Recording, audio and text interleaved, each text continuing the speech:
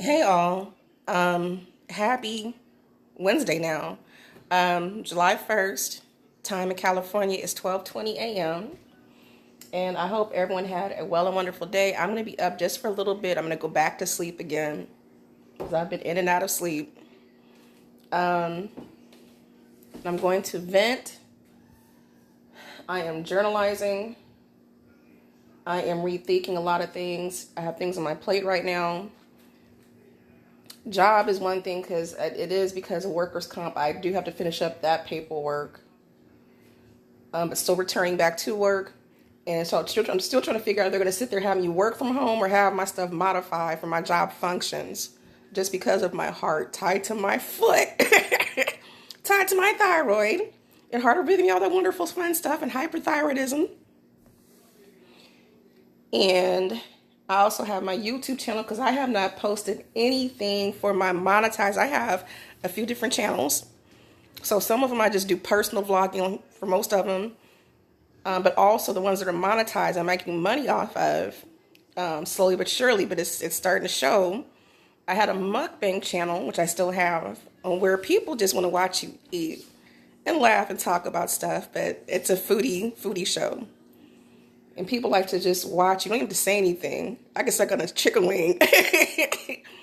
That'll get you about like 12,000 plus viewers. But I'm also expanding and thinking about doing more reactionary channel type of things. But I'm trying to figure out how to make that work. I still want to do collabs.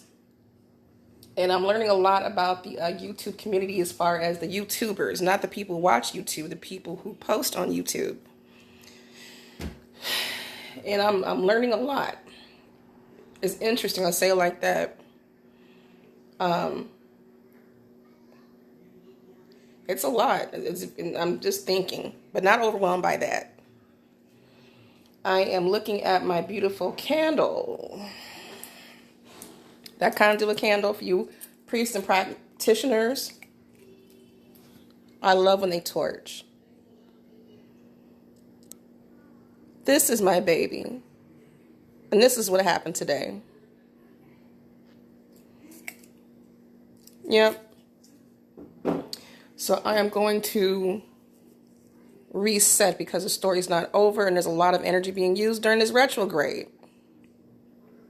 For gratitude of our ancestors, by the way.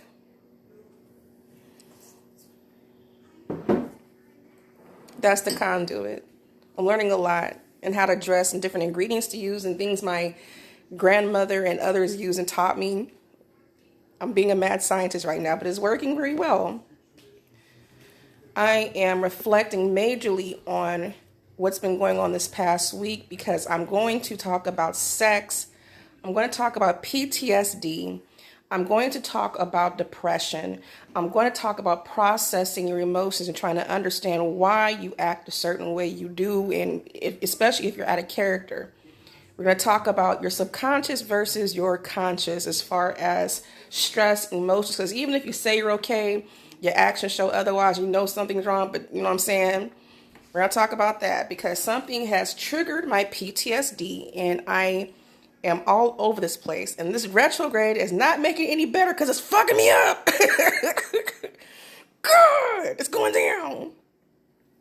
Oh, I'll be glad this thing is over. I don't like this one. Well, I do like it. I'm learning to maneuver. I'm learning a lot right now, but I'm a roller coaster all over the place right now, and it's nothing to do with my cycle coming up in another couple weeks. I don't know. It's a lot happening. I'm picking up an overabundance of energy.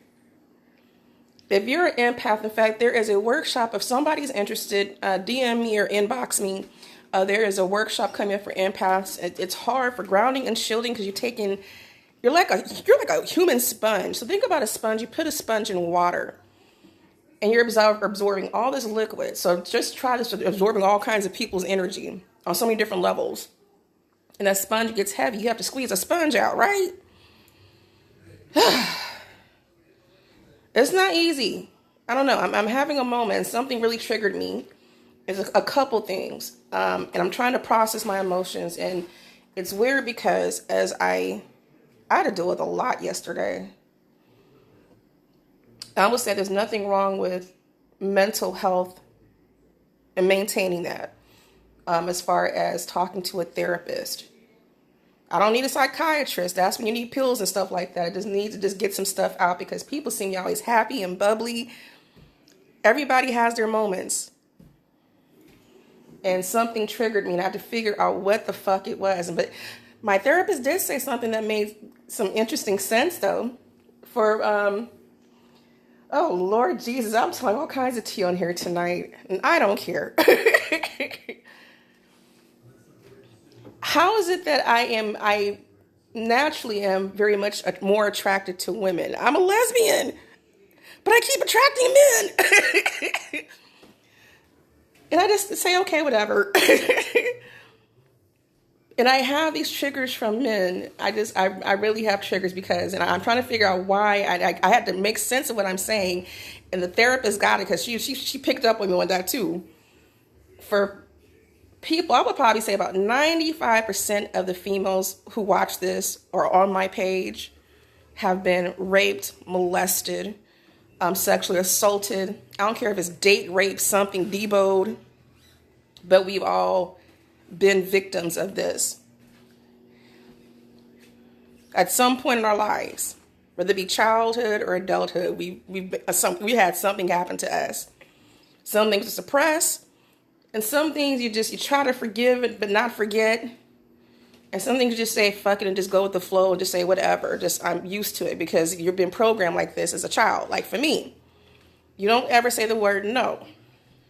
I'm going to get emotional in here because I'm letting my emotions out because I have been triggered. Trauma can do different things to you, and it does not go away. It's manageable. There's a reason why I'm cool and happy and bubbly, but I can only come in short episodes. And even if I look like I'm comfortable on the outside with men, I'm very skittish. I'll say it like that. I'm very funny. But it affects everybody differently. So I want to say some true confessions on here because as I was raped since a child by my old brother, go figure, go figure, and also my stepdad as an adult, and all these weird things happen in between. People who have been sexually violated, especially as a child, you tend to, even though you suppress the things, you tend to act out in different ways as you get older. So for me, I will say, and I'm not proud of any of this, I'm a survivor. This is no victim shit. But I'm still dealing with trying to understand why I act certain ways I act. Because I know I'm the crazy, more outgoing type. I'm a seductress, all kinds of fun stuff. I will corrupt you in a heartbeat. But I was promiscuous as hell. And after I saw this, if you ever see a child at 6 or 7 years old and they're masturbating and don't know why, but it's just because they're used to that, they kind of suppress the memory. So I'm thinking about what happened to me as a child. That's a very key sign that child has been molested or raped. I guarantee you. And in high school, I was fast, but I had a boyfriend. I had a couple boyfriends, okay? Both are ready to marry me. Engagement rings and all.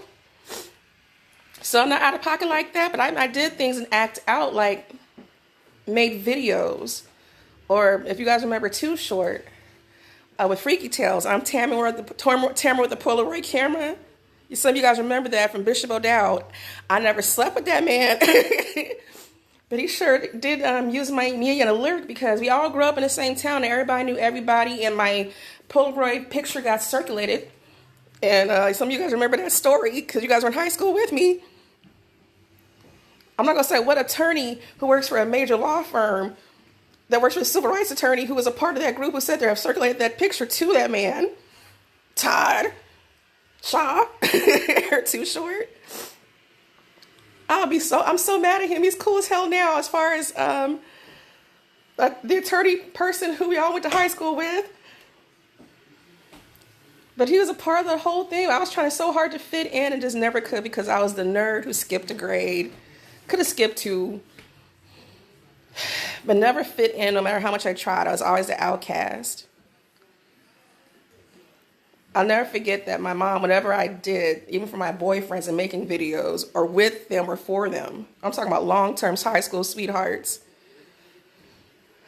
still in good graces with, she exploited me to my abusers. When you wonder why he stuck his tongue down my throat and tried to put his foot up my crotch and take advantage of your daughter. And then when I went to college, oh, I really wilded out. Don't forget I'm a Catholic school girl. It was going down. Boyfriend, fiance or not, it was going down. I was a very wild child. So I wilded out. I was going to San Jose State at first, before I went to Cal State Hayward. And I would never forget when I first went to City Nights in San Francisco. That was an 18 and up club. And I think, me and my girls met Luther Campbell there, Uncle Luke. We used to have these cages and people to sit there and dance. I would climb that pole in those cages in a minute. It'd be going down.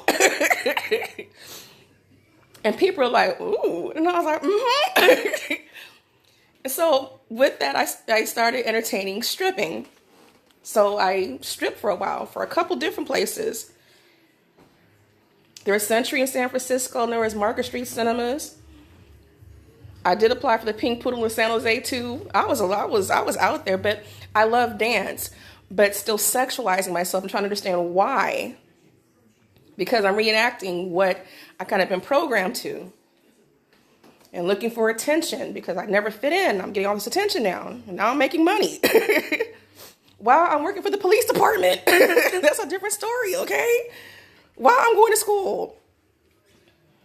But I was acting out a lot, very sexualized because of what I was programmed to. Not everybody abused me. My stepbrothers never did anything nasty at all. My uncles, never at all. My dad, never. My mom tried to exploit me. I'll never forget in college when she went away to Louisiana, and me being a teenager still, and I had my boyfriend, you know what I'm saying? And we kind of went to the house to kick it, and she liked to go through all my things. And me and my boyfriend made a videotape. That was fun. God, we're wild. But she shared that with my stepdad, who kept it and actually watched my personal. And I'm an adult. I'm over 18, by the way, at this time. She had him watching some of my tapes and things like that, even when I was like 13, 14 years old, exploiting me to my abuser. But she tried to circulate that tape to exploit and embarrass me to my whole family. Of me having sex, having orgasms, my boyfriend's going down on me. It's natural because we're together, okay? High school sweethearts. And my dad was like, I don't want to see that shit. She was a grown-ass woman. And he was like, you ought to be ashamed for you even want to show that to anybody. Why are you exploiting this young lady's business with her boyfriend? My dad loved him, by the way. Where am I going with this? But I always found a way of being more sexualized and acting out and promiscuous. And it becomes natural for me to flirt and attract and bring people in because of how I was trained and raised. I learned how to sit there and give massages because if I didn't cut my brother's toenails with my teeth, and I'm talking about like 6 or 7 years old, and he's 7 years older than me, I get my ass beat, get thrown down the stairs. That's why I kind of have this. I have this piece right here as a reminder. Some of you guys see a scar on my left eyebrow. My brother tried to kill me a few times. He hated me. I understand why. Because he would get his ass beat every fucking day for doing stupid shit. And for me, I really got whooped. My dad only spanked me once. So that's like a small tap on the hand. Because I listened to my dad. I was daddy's girl. I think I only got whooped. My mom jumped on me before. We've had fights when I got into high school, when I went to live with my dad, because I just got tired of my stepdad and her. And it was too much going on. But I think I might have been whipped by my mom with a belt like twice. But it was for some major shit though, okay? But I'm trying to figure out, why am I acting out? I'm just very sexualized. It's a natural energy. Some of you guys have been around me can see I don't know. I'm not trying to do it on purpose. It's my nature, but it's also subconscious of the abuse that I've gone through since a child and don't know how to turn it off. So if I'm programmed to always serving food and catering to you and accommodating you and making sure you're okay and massaging your temples, all kinds of stuff. I mean, I went to the fullest of the max because that's how I was trained since a child. And there's some other things that are happening since a child I'm not going to talk about. But kids act out, people act out and don't know why they do what they do. But I'm trying to understand, when I get stressed out, everybody has a vice. Some people work out, some people smoke or partake in 420. That's okay too. I'm not going to judge anybody, you know what I'm saying? That's what's up. Some people drink. Some people have sex. Some people get into church.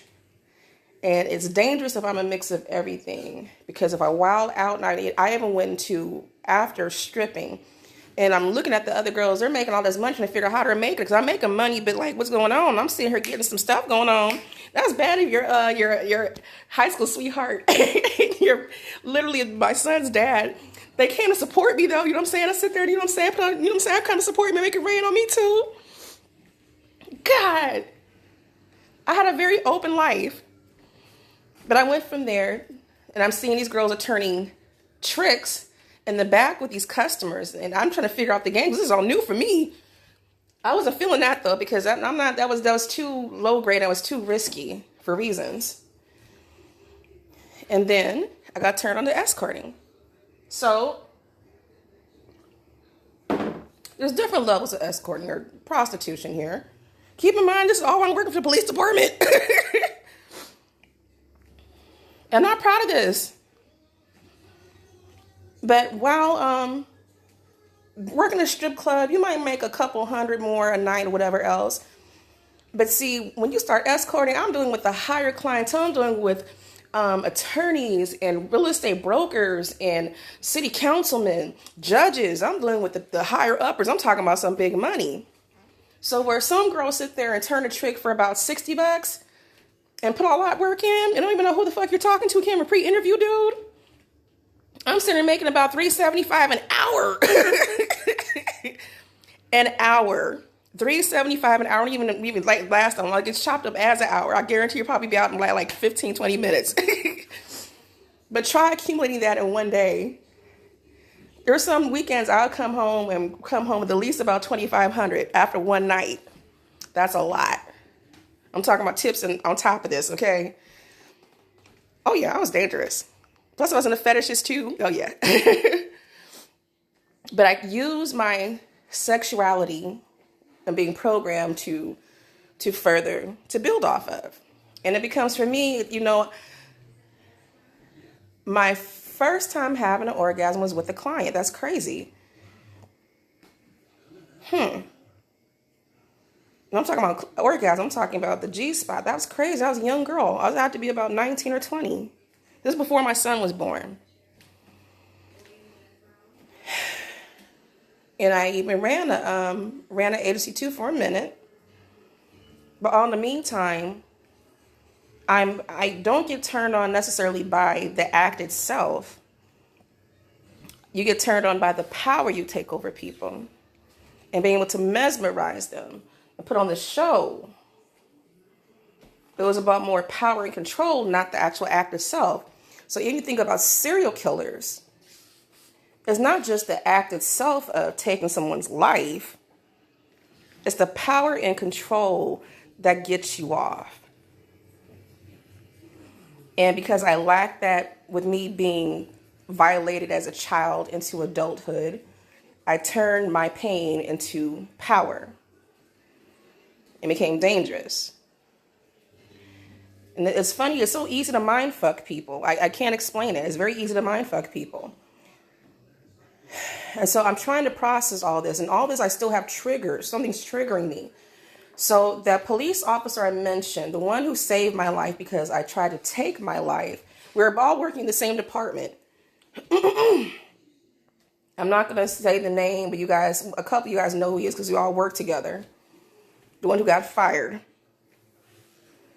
from San Jose State University Police Department for later down the line for other reasons, not because of me, but we had some issues. We had some good memories too, don't get me wrong.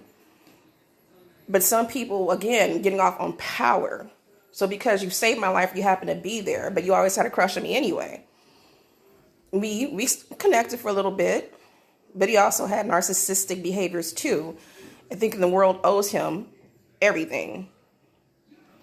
And he will gaslight you and do passive aggressive.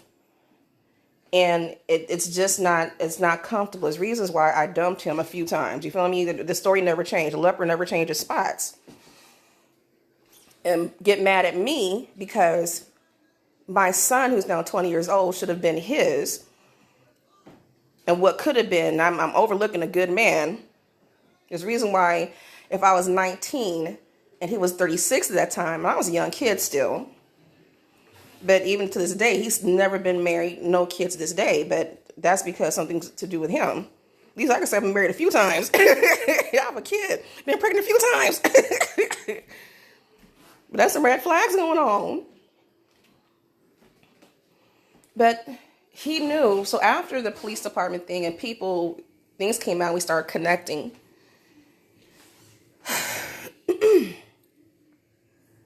When things came out and he started connecting, I'm being triggered. I'm trying to process this because I have to make a big step yesterday, sorry. But, it would turn people on. The taboo thing is what gets you off too. Do something. I'll do some, oh yeah. For people who've seen Devil's Advocate, there's a lot going on. Even devils are fallen angels. But he was still a police officer, and I was this before my son was born, and so, and keep in mind about 19 or 20 years old. And so at this time, while he's a police officer and working nights, we started hanging out and my sexuality started to come out a lot more. And he was like, ooh, come hither, young lady. There's a difference between the alter ego of TJ, T-Money, Tammy, and now Phoenix. Is a huge difference in those egos. And he would love it. This cute little skinny thing, this little young thing, after I come from stripping. Everything came out. So after I tried to kill myself in college, because I think my aunt died, and my mom did not tell me. Still having issues with my mom in college. I was tired of my stepdad. I just wanted to be over it. I was going through a lot of pressure. And no, I've not tried to kill myself since. After my son was born, we're good. You know what I'm saying? That's all I need was a reason to live. And I found myself, because nobody is worth killing yourself over. Fuck those people. But when I first started stripping, that's when I tried to take my life. Because it was too much. Just a lot happened in my life. And so things came out, and you see this cute little short skirt wearing thing. And officer who saved my life became close to me. In between me and breaking up with my high school sweetheart, who I guess then fiance, but we broke up. But so he knew. I was very aware. And I came out the closet with everything. I came out. So I was stripping during. I still worked for the police department for a little bit, but I ended up leaving from there because the money for the escorting and other was it was a lot more lucrative. Okay, I'll say it like that. Though people didn't know I was doing the escorting at that time, was more so adult entertainment. Okay, that's what they thought. So I'm sitting there living this fast lifestyle and having all this cash because I was making more in like a weekend than what he was making in a whole paycheck. Okay, but it turned him on. We had some very crazy times. You know what I'm saying? It was fun venturing San Jose State. You know what I'm saying? I enjoyed being on the airplane and having the Mile High Club and being inspected in the health services building in the stirrups. in role play as far as like all kinds of stuff going on. It'll be going down. Oh Lord, handcuffs and like the dorm beds. It was going down. I don't know. It's a lot happening. Okay. But he was enjoying this. Okay. Okay, I get that. But in the meantime, and we took road trips, all kinds of fun stuff. But we also had some bad times too. We had some good times. We had a lot of good times. But what triggers me is that at one point in my life, that was right after my son was born. And me and my homegirls, my former best friend who I've known since elementary school, who's no longer, the one who dated my stepbrother for about 10 years. And another homegirl I have, my college homie, as our babies are literally about a month apart. We got pregnant at the same time. And also we're lovers. I can tell you got some stories, true stories. But we went to this club, this part we started becoming free. So we get out and go clubbing, get out and go dancing, drink, have fun. And I pop it like it's hot. I'm getting in there. And then ecstasy was introduced. The drug ecstasy. That's a mix of everything. That was crazy. I cannot explain that sensation, but it's not good for you at all. There's a reason why I'm caffeine sensitive now, and I can't, I've been hella clean from that from like 20 years. But as him being a police officer, I'm looking at him to protect and serve, and when things are going down, I can always go to him. Like, he would sit there, even work the night shift. I work the night shift and do ride-alongs with him. Never a problem. And then if I get too tired, he'd take me to his house, and I'd fall asleep and then wake up to him walking in from his shift and just sit there and kick. It was like a couples thing. And he knew I was wild, but not that wild. But I told him, I let him know that one night there was an ecstasy pill. I took an ecstasy pill, and I was like on one. So what does he do? He says, well, come over here. Come here. I'll take care of you. So I drive all the way down from Hayward. I was staying in Hayward at that time to San Jose.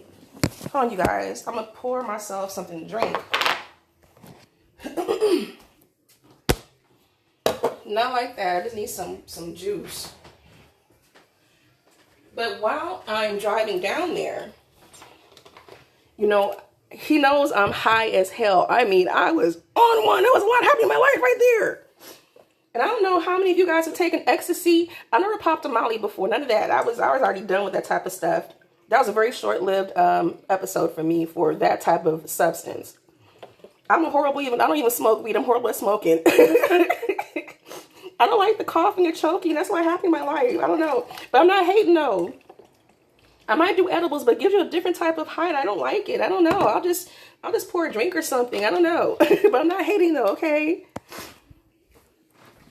So, well, he knows I'm taking about a 30, 45-minute drive down to him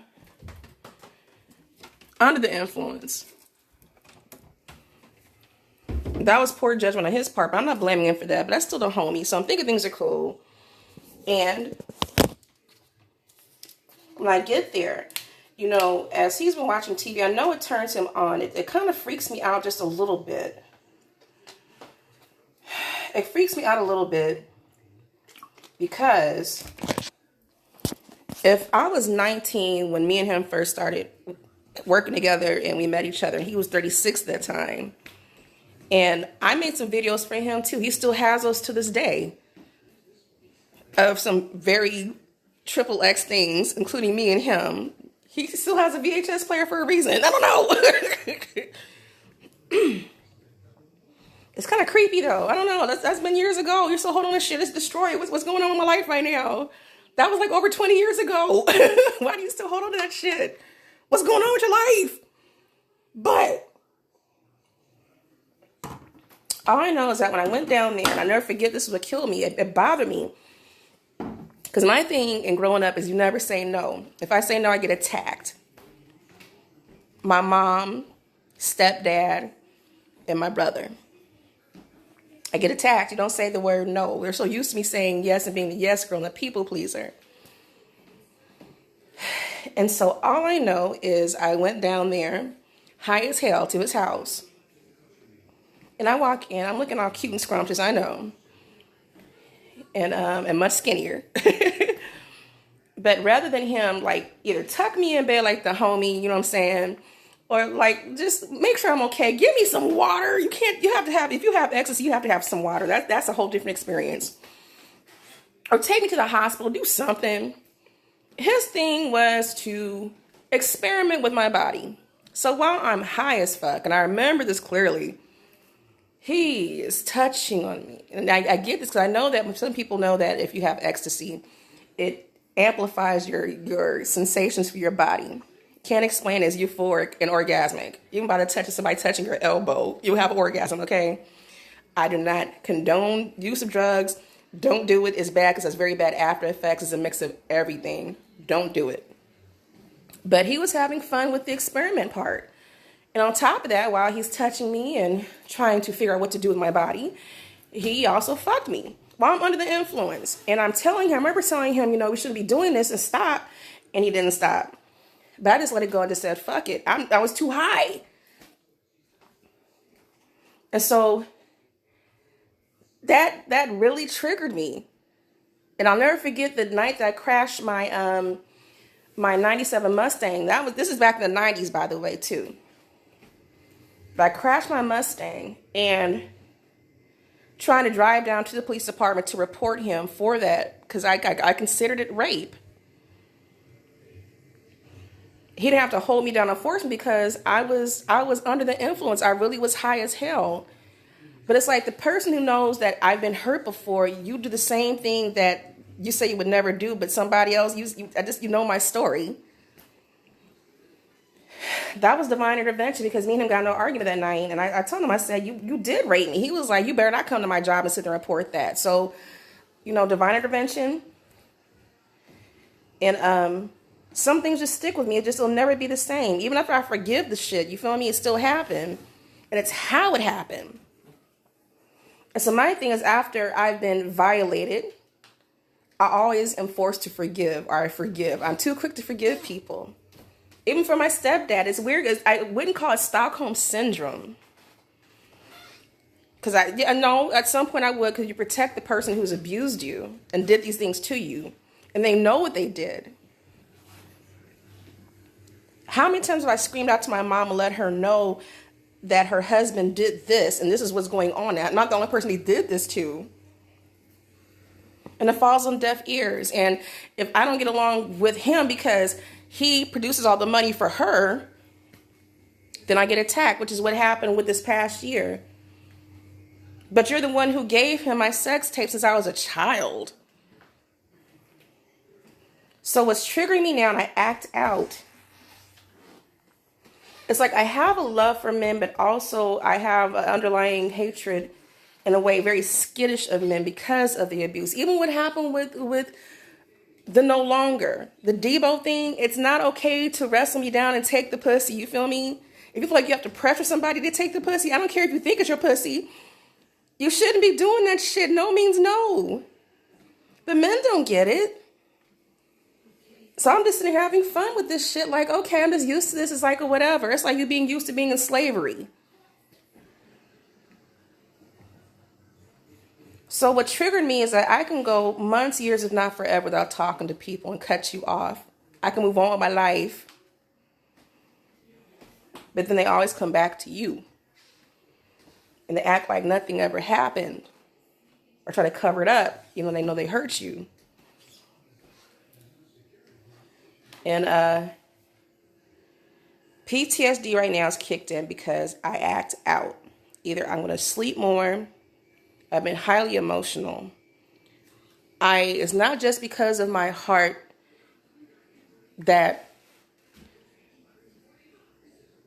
it's not just because of my heart and my health condition and why I'm not going back to work right now, because I'm actually having a PTSD moment. Because even with me being nice and sweet and bubbly, and I'm not all that by far, I just have a certain energy and I keep attracting. Like when you're an empath or a magnet, you keep attracting stuff. It's hard to be nice to people because I get hit on a lot. And it's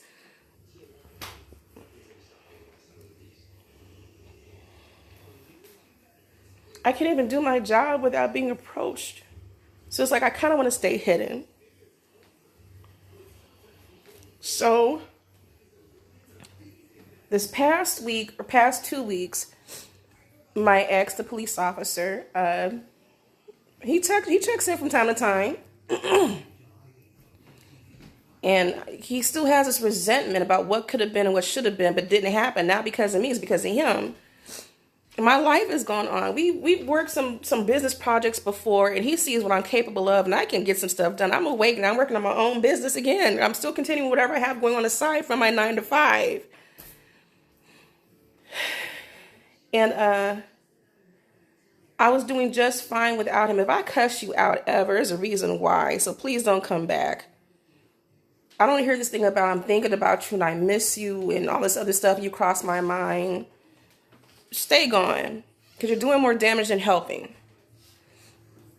So every couple years, this goes back. We've known each other since 1997.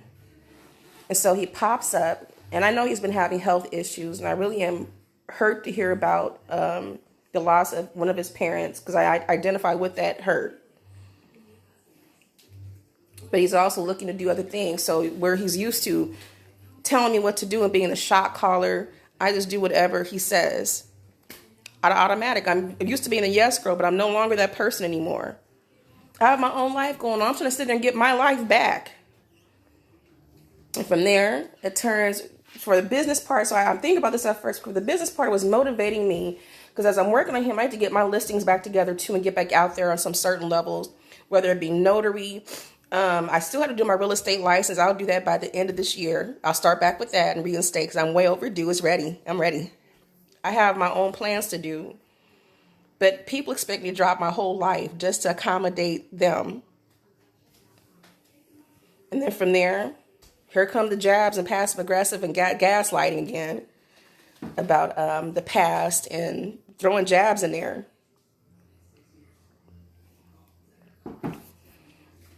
And I'm triggered, because where I could even try to work business, I know I can never work business with him, because he's still in that bullshit from things that happened 2 decades ago. And he's still that same person. I'm having triggers or memories of what happened when I was abusing, what happened. You feel me? And so where I can produce magic at an instant with that part, it's a no-brainer for me. But why am I investing myself into someone who's not investing into themselves? Why am I investing and taking my time away from my own health, my self-care, to accommodate somebody who's hurt me? And they're still that same person. It's not a mistake what happened. And he still feels entitled. That's the whole thing. You feel entitled. But what have you done to and for me? Aside from doing his job as a police officer, that was one thing. But I'm tired of wasting my time with these clowns. And it's hurting me in the process. And what also hurt me too is to see last week to have the no longer pop up at my window. And I sent him.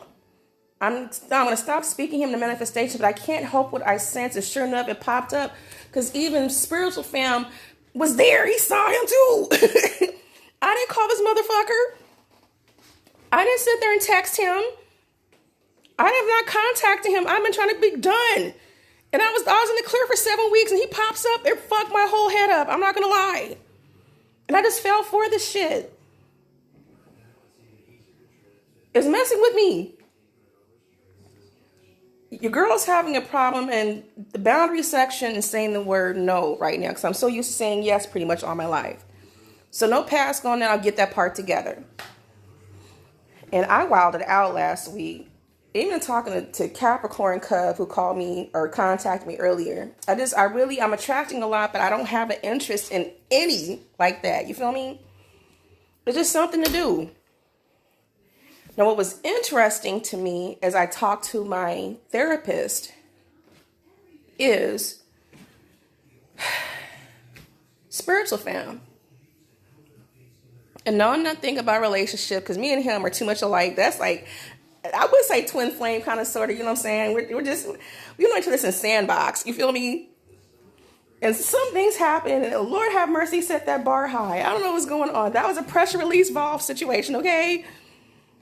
I'm not crushing on him like that. We don't have that. It's weird. We have a very twisted, it sounds twisted. Because we've known each other like we were through the church. Our Catholic church, when we were attending elementary school. We're blessed as God brother and God sister. But we're not blood, though. Even my therapist said that, too. She noticed something. She said they're call something out. So it's not that twisted, but it's still the sense of, like, I looked at him as one way all these years, but then there's, like, something else that was there. And over the years, even in, like, when I switched schools, after I skipped a grade, all kinds of stuff happened. And, I don't know. She noticed how, because we did a video Zoom call yesterday. And she noticed how whenever I mentioned his name, my auto lighten up. I always have my guard up, even if I have my game face on. But I'm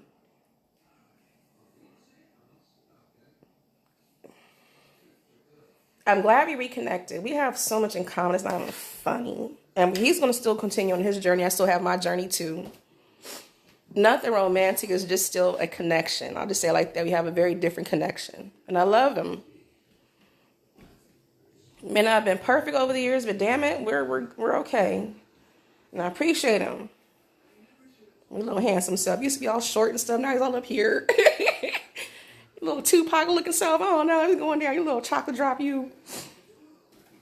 But I feel safe with him. The key word I kept mentioning to my therapist was I feel safe.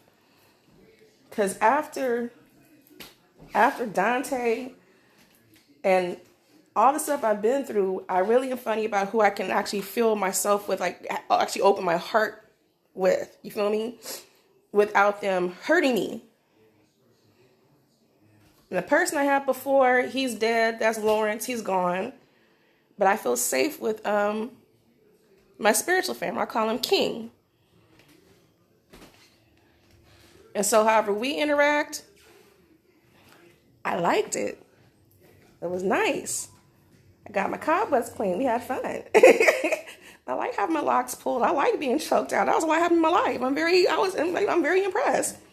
And he set the bar up high because I'm not trying to sit there and knock on size, because size does kind of matter. But see, I'm not used to his caliber because I'm used to average, maybe a little bit above average. This man is like packing this. That's a lot happening in his life. I'm surprised I took that all in. I was very impressed with myself, but still. But it was just an experience. So it's like, I don't know. I learned some new spots he hit. I don't know what's happened in my life. I'm very impressed. I did learn and work on my Spanish some more.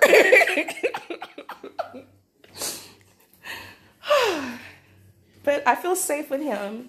And there's another Libra on here too I feel safe with. We go way back again. We go back for a decade plus, and our kids grew up together. I feel comfortable, and my spirit feels safe, and I feel happy with this person.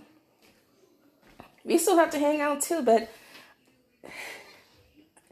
I'm very fragile. I say I'm strong on the outside, but I'm very fragile on the inside.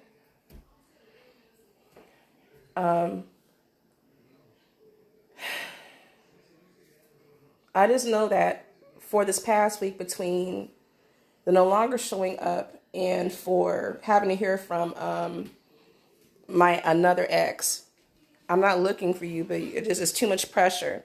And so I asked my therapist too, and I believe that's true too. Because it's okay to say no. So even if I gave my word, be impeccable with your word.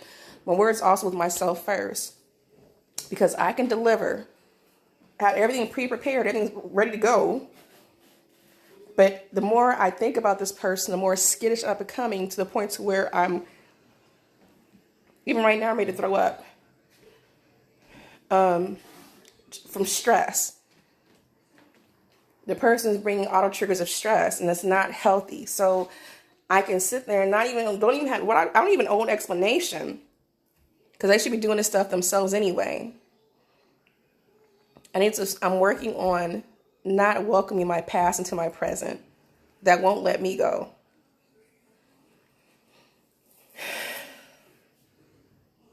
And I wish the best. I don't wish anything ill harm. But I say, like I told both of them at one point, the exes, love me enough to let me go. If you love me like you say you do, we could have team played, could have been married with kids, all this other stuff, but it didn't happen for reasons. I forgive a lot. I just can't forget, and my soul is not going to let me. Love me enough to let me go because you are harming me with even your presence. Because it reminds me of too many hurtful memories. So I'm trying to understand why I'm breaking down and crying, why I'm sleeping a lot more, and no, I'm not pregnant. Ever since these incidents have happened, it's taking a toll. I'm acting out of character. So there's some things I've done that were way out of character this past week. And I feel frustrated. For that doctor, my cardiologist will have to find a new one now and have to report this jackass to the medical board. People underestimate you. I don't like that. And it's not because of race, even though I believe that something in my spirit tells me he identified it with race, because when I was on medical leave from my job since 2018 and my benefits ran out, so I had to go back on county assistance, even though I'm a county worker. How does that work? And in doing so, I guess different grades of medical coverage pays different to the doctors. But my thing is, like, why do you even take the job? Because you're still saving a life. So I have heart arrhythmia and whatever one person is saying, and I'm getting my receipts in a hospital and having heart arrhythmia episodes, and my doctor is monitoring me, my main doctor. I don't like being brushed off. Don't play with my life like that. So I had to call this cardiologist out on his bullshit, because even his own nurses in the office said, with certain coverage, they don't cover the same way. But I just got back to work. I already re-signed up for my other health benefits to go be upgraded back to my normal self. But he didn't see that part, though. He was just going ahead and prejudge based off of what I already have, but not realizing, there's something in the works, whatever else, but I'm still a human being.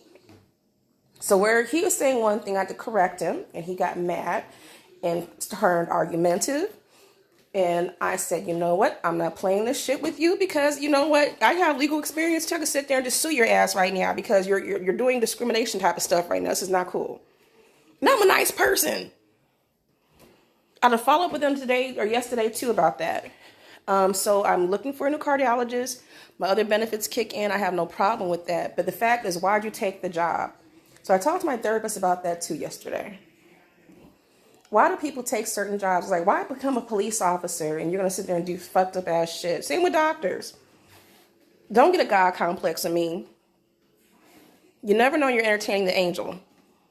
And not all angels are those light angels either. You can go either way with me. I'm of scales. Don't get smart. So, above that, I feel better. It's hard for me to talk out my emotions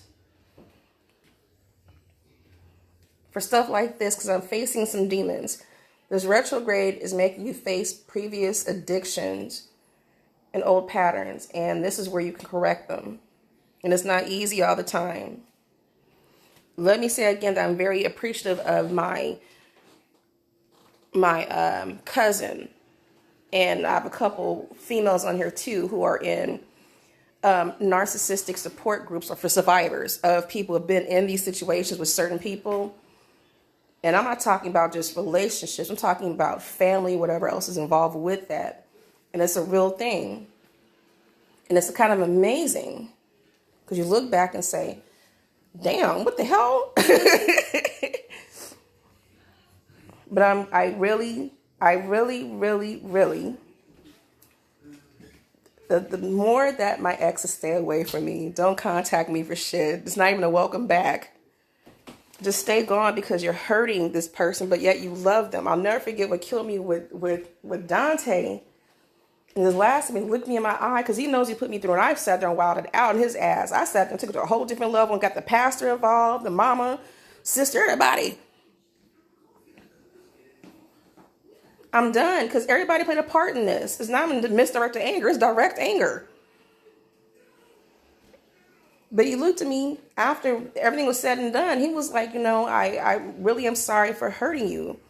I wasn't trying to hurt you. But he you know how many times I've heard that? I'm not trying to hurt you, but you still do the same exact thing to continuously hurt me. How does that work? The definition of insanity, doi. You love me, but you see that you're breaking my heart. You've seen me cry. You've seen everything I've been through with you, and I did not deserve this shit. But they don't want to let you. They don't want to let you go. Love me enough to let me go, because otherwise it's hurting me.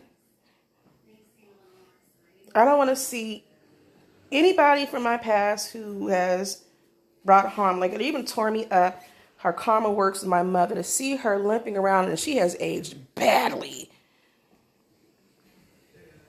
Mommy dearest on steroids. That's a horrible age range for age progression in like 1 year. That's crazy. When they say God will turn your enemies into your footstool, oh, he means it. And that comes the price too. I wish no harm to her, but life caught up with her. On that part, it was just sad. I forgive her and I love her, but I will never look back. For those that brought harm to me, I'll never look back. So, anyway, that's my story. I'm dealing with PTSD trigger. I will be okay. I'm still dealing with the heart issue too. I will be okay. Can you die from a broken heart or stress? Absolutely. Which is why it's important to maintain self-care.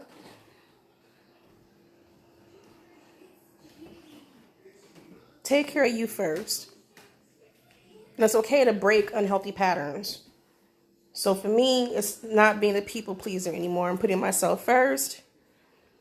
And okay to say no and sticking with it. People make it look easy, but unless you're in my shoes and been living my life and went through what I went through, shut the fuck up. I'll say it like that. Do you feel me? Unless you're qualified to speak on situations, don't say a word, because you haven't been in my shoes and walked whatever I've been through. Unless you've been raped, molested, abused, and all this shit that's going on, don't say a word. Just give me a hug and some dap and keep it moving. Anyway, you guys have a good day.